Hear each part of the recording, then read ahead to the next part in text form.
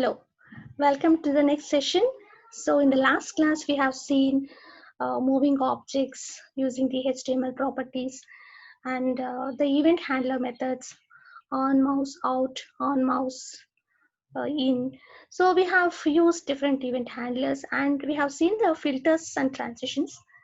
So we have seen the two different types of filtered concepts, Flipway and Glow. So the next concept is about the transitions. So if we examine the PowerPoint presentation, there are some animation effects, wipe in, wipe out, circle in, circle out. So and dissolving in a horizontal way, vertical way. So these are the different types of animations or transitions we see in PowerPoint. So if I need to apply those type of transitions on my web page, I have to use this transition concept in the HTML.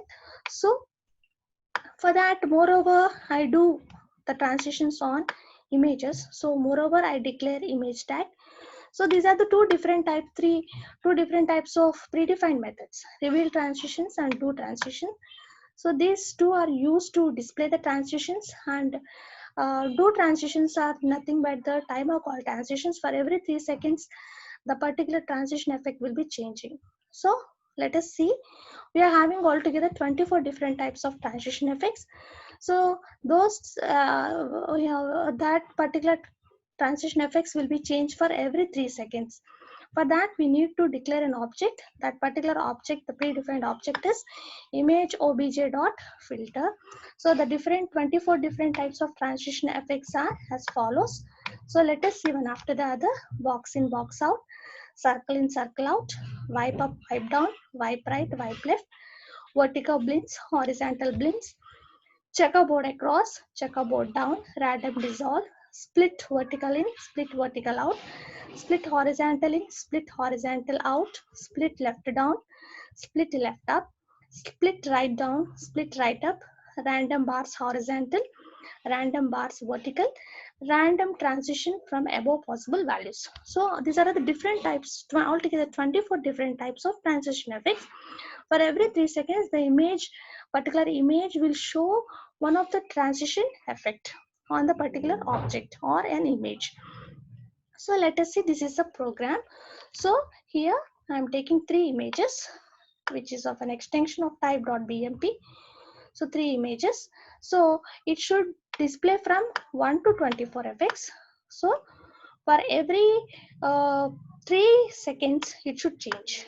So uh, here I'm using an object. Image obj.filters. So with this, I'm incrementing one after the other. So altogether, it should display. To call a particular transition effect, I'm using a predefined function called reveal trans. So by this, we can get an output of altogether 24 transition effects on our 3 images after every 3 seconds. So this is about the transition effects. So the next topic is about the data binding. To reduce the load on the server, on the web server, the client will take the responsibility of storing the user's content, and the client itself will show the request made by the client. The client itself will respond according to the requirement of the user. So this is all because to reduce the load on the server. So if I am storing some sort of data on the server, no need of server interaction, only the client will be engaging the work. So this concept is called as data binding. So data is allowed to reside on the client system. Initially, the data is sent to the client, and then all manipulations take place directly on the data by reducing the server activity and the network delays. So to reduce the server load, we are going for the option called data binding. So using TDC, tabular data control. So how one of the methods of reducing the load from the client side. So these are the different types of parameters we used to declare in objects. So how? So here we use object tag. And I used to create one .txt file, let it be emp.txt. This class ID is predefined. So what I need, that all are here listed below, listed above. Altogether 8 parameters. 8 parameters. Among all these parameters, what are the required values you need or you need to retrieve from the server are supposed to given by the server will be retrieved from the client. So let us see this. So everything are the parameters.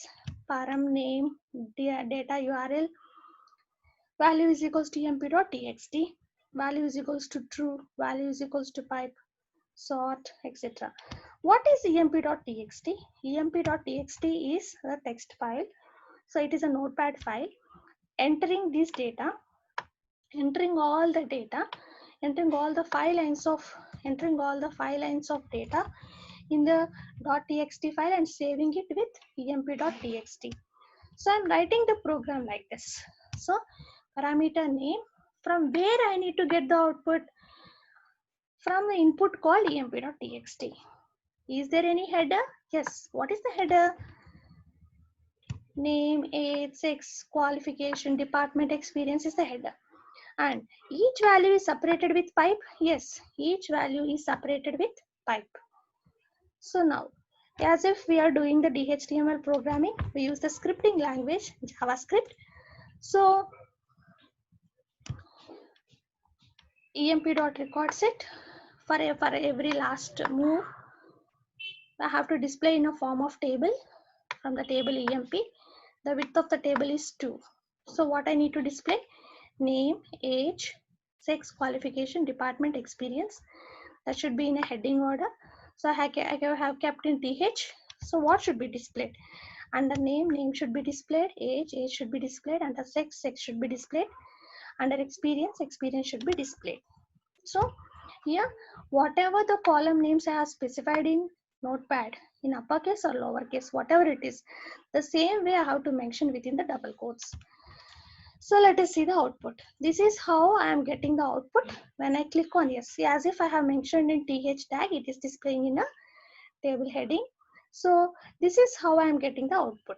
So client itself acts as a server and reduces the load from the server side and it displays the output.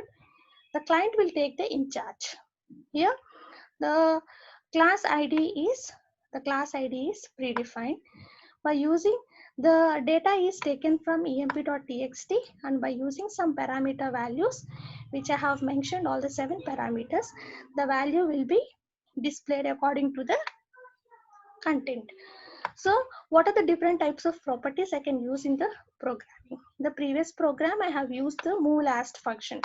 So in the same way, record set, end of file, move first, move next, move last, on data set complete.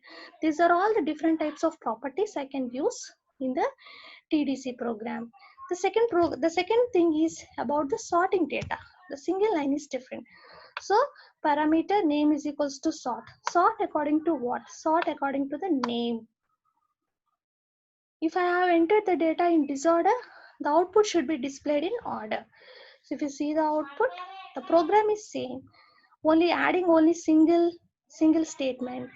The output will be displayed like this.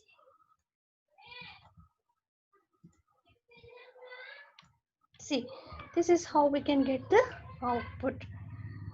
So coming to the next, filtering. How can I filter? By one value string filter, by taking any of the column with condition, either with a combination of age, with a combination of experience, whatever it is. This can be happen with the help of filter. So when I am declaring a filter concept, I can go for the comparison operators, equals to, greater than, less than, greater than or equals to, less than or equals to, or, and parenthesis to group multiple conditions. The next thing is about the dynamic sorting. So here sorting will be displayed either ascending order or descending order by using the attribute called sort. The attribute called sort. Sort according to what? Sort according to name. So this is how we are going to display the dynamic sorting program. So data binding is used to reduce the load on the server. If I depend upon the server, there may be a network traffic and I can retrieve the data very slowly. So because of these drawbacks, I opt the concept called data binding in DHTML. Thanks for watching. Thank you.